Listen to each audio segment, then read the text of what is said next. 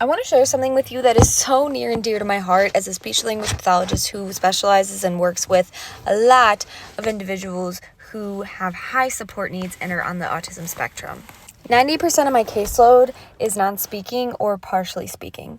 This means that if they don't already have it when they walk in through that door, as soon as I start working with them, I'm setting them up with an AAC device or some form of AAC, which is augmentative and alternative communication. This can look like an iPad that has words and a system on it or an app on it that allows them to have a speech-generated device. And no, best practice is that these kids are not using that same iPad to play games or to watch YouTube. This is a device specifically, intentionally programmed solely for communication. I've experienced working with early intervention, which is 0 to 3 years old, as well as up to 12, and now I work with 10 to 18-year-olds. But my 10 to 18-year-olds have some of the same skill levels as my 0 to 3-year-olds do. Most of the kids that I work with endure or go through life events or things throughout their day-to-day that cause them or contribute to them having maladaptive behaviors or aggression.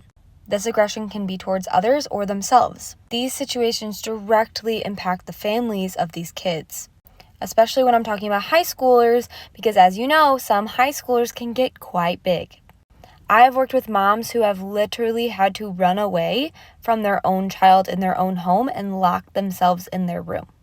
I've worked with parents who have had to lock their children in their room so that they do not hurt them. Many of these families cannot get the support that they need in their home. Many of them have been on wait lists for years. I work with and train a lot of these parents in how to best support these children's communication. But still, it just never feels like it's enough. Imagine being 16, 17, 18 years old and not being able to tell people when you need to go to the bathroom. Not being able to tell me when your stomach hurts or you have a terrible migraine.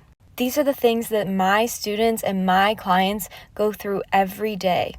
Most of them, it's just hard to make it through the day.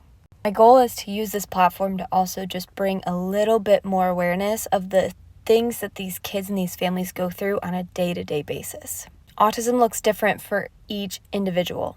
And a lot of times these kids have other medical things going on that either are diagnosed or aren't diagnosed because they cannot advocate and tell us what is going on. If you were in pain throughout the day or even every day of your life and you were 17 and you had no way of telling people that, wouldn't you attack other people too or yourself? Honestly, I know I would.